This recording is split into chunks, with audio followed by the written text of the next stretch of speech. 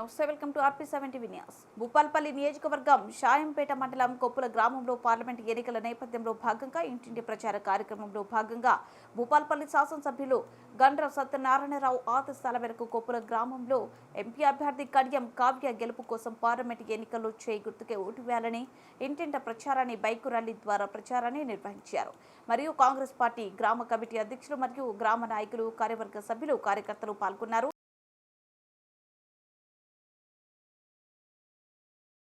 जय कांग्रेस जय कांग्रेस जय कांग्रेस जय कांग्रेस చేతి గుర్తుకే చేతి గుర్తుకే గండ్ర సత్యనారాయణ నాయకత్వం వర్ధిల్లాలి గండ్ర సత్యనారాయణ నాయకత్వం వర్ధిల్లాలి సత్యనారాయణ